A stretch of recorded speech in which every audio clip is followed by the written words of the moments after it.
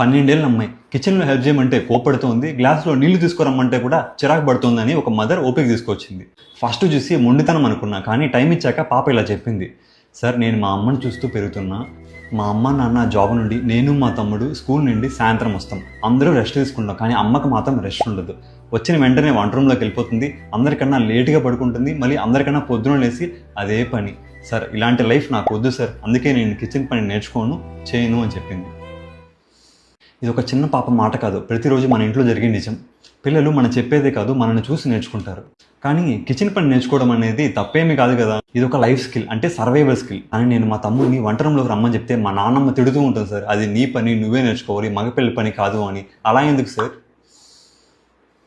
ఒక 30 సంవత్సరాల ముందు డివిజన్ ఆఫ్ లేబర్ ఎలా ఉండేదంటే, ఆడవాళ్ళు ఎక్కువగా ఇంట్లో పని చేసుకుంటూ ఉండేవాళ్ళు, మగవాళ్ళు ఎక్కువగా బయట పని చేస్తూ ఉండేవాళ్ళు. కానీ ఇప్పుడు ట్రెండ్ మారింది. ఆడవాళ్ళు మగవాళ్ళు ఇద్దరూ బయట పని చేసుకుంటూ ఉన్నారు, ఇద్దరు కలిసి పిల్లలు మెచ్చుతున్నారు. కాబట్టి ఇంటి పనుల్లో కూడా ఇద్దరూ కలిసి షేర్ చేసుకోవాలి. మన పిల్లలు కూడా అలానే నేర్పించాలి.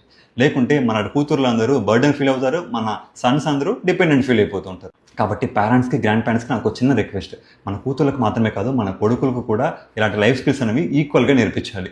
అప్పుడే వాళ్ళు పెద్దయ్యాక రెస్పాన్సిబుల్గా, ఈక్వల్గా పార్టిసిపేట్ చేసే అడల్ట్స్ అవుతారు. అప్పుడు వాళ్ళకు రిలేషన్షిప్స్లో కూడా ఎక్కువ ప్రేమ, గౌరవం, ఆనందం దక్కుతాయి. లైఫ్ స్కిల్స్ అన్నవి మన కూతుర్లకు మాత్రమేనా, లేదా మన కొడుకులు కూడా నేర్పించాలా? మీరేమంటారు? కామెంట్స్లో చెప్పండి. నేను మీ డాక్టర్ హర్షవర్ధన్. Thank you.